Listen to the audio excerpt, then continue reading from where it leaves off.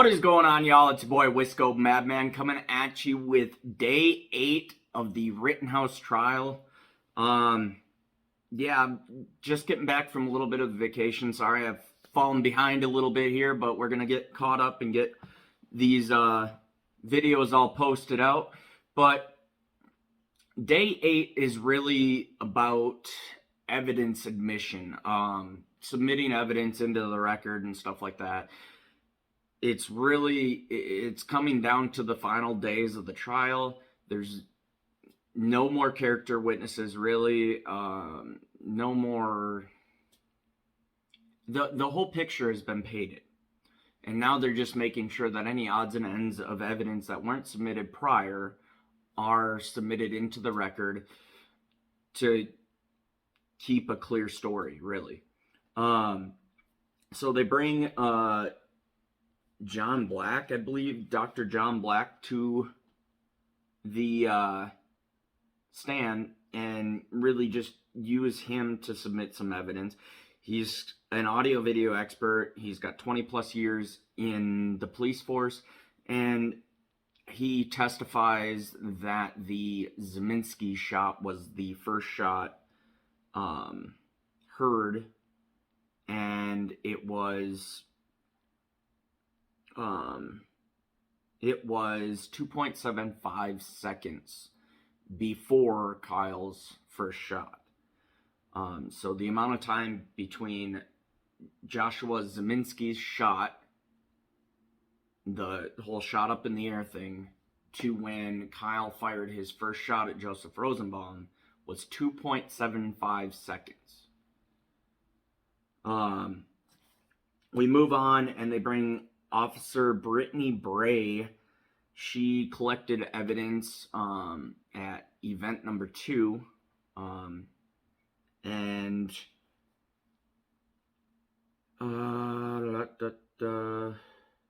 she collected Gage's Glock 27. She also confirmed while being examined that there were no unfired 5.56 rounds found at the scene.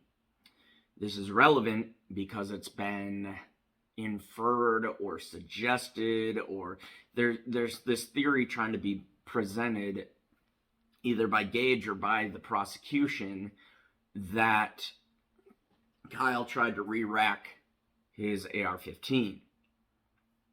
Re-racking, we've already discussed, that's a jammed round which would prevent him from being able to shoot.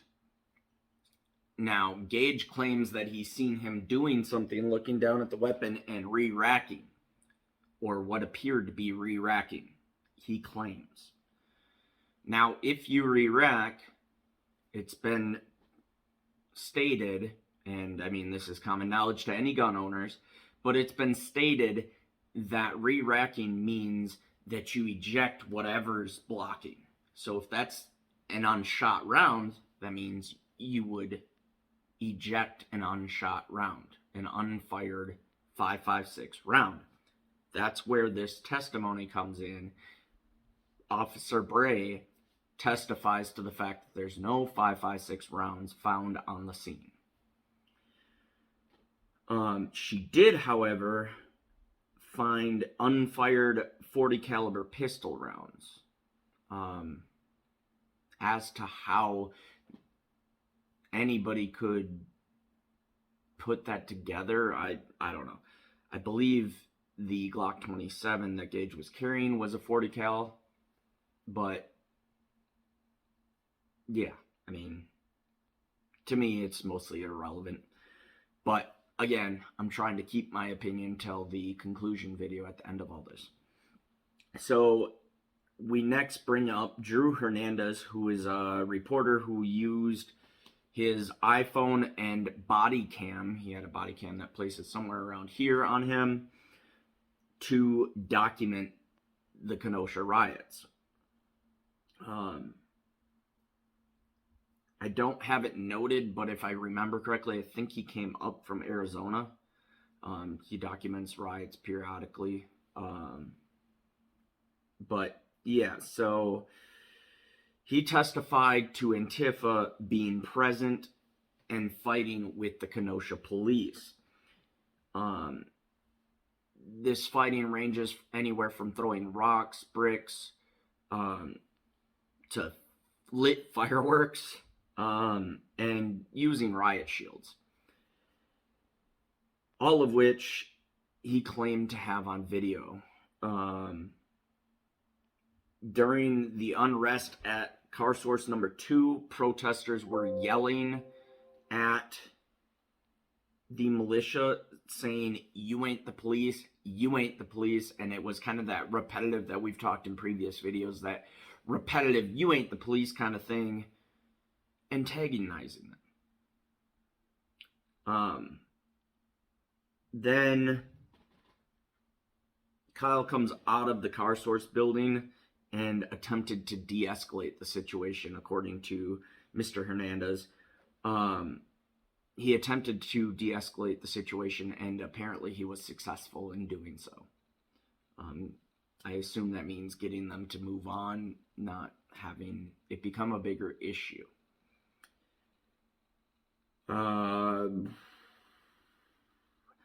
Then he also testifies to witnessing Joseph Rosenbaum push a flaming dumpster. Anybody who knows of the situation remembers the flaming dumpster. Drew Hernandez testifies to it being Joseph Rosenbaum, the one that was pushing the dumpster towards the police line, where police officers were occupying vehicles, standing behind doors, whatever. They were holding that line, that police line, and he's pushing a flaming dumpster towards them. There was a photo shown at the time in court that proved that it was Joseph Rosenbaum that did this. There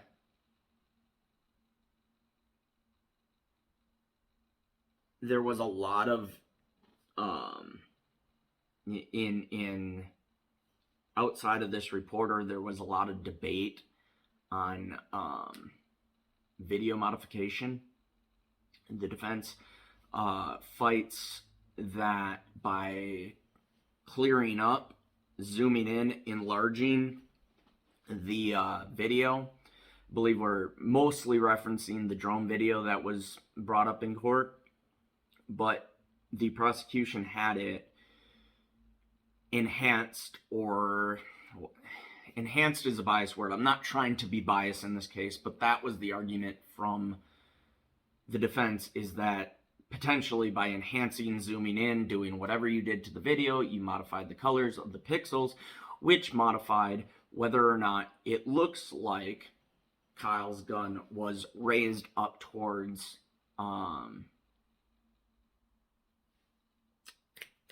Zeminski. Mr. Zeminski. I forget his first name right now, but Mr. Zeminski, the guy that fired the first shot, he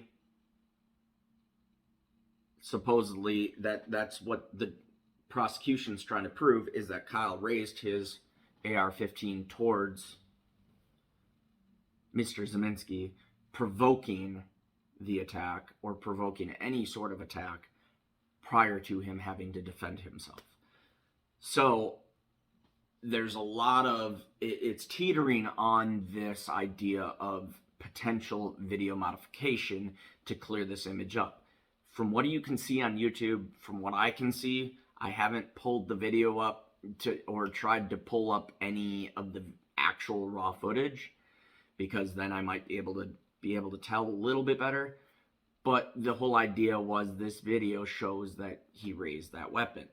Well, anything I know from zooming in and stuff like that, it gets blurry, dude. So we're talking, this is video from almost a block away on a drone.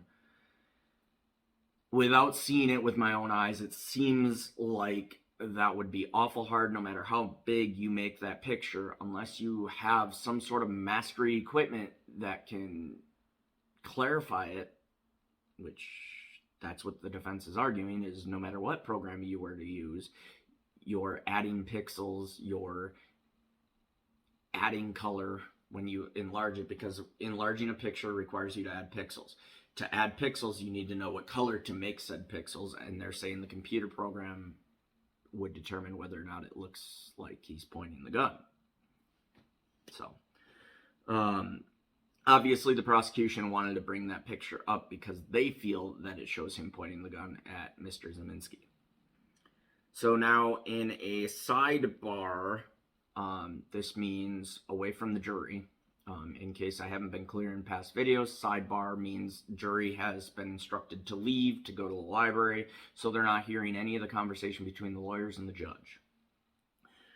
The prosecution claims that the Great Lakes Police Department never issued Kyle a bulletproof vest, and the university that Kyle claims to be attending online has no record of him. That's the claim by one of the prosecutors. Whether or not that's true, it was never admitted in front of the jury. It was never brought to the court. They're basically trying to make him sound like he's a big liar. Whether or not that's the case, that would be for the jury to determine, which we already know. They've determined that they found him not guilty on all charges. So that is the conclusion of day 8. Now, that being said, it was... Day 8 was about as long as the rest of them. I think it was about an 8-hour day with breaks included in there. But being that it was so much of an evidence and admitting day, it was more clerking, more reporting, more documenting. So there's not really a whole lot for me to report to you guys, because there really wasn't too much to clarify on this day. Now, if you guys stay tuned with me, I will go ahead and review day 8, day 9, day 10, and the overall conclusion, if there's any justification from the jury on why they found him not guilty. This has been your boy, Wisco Madman.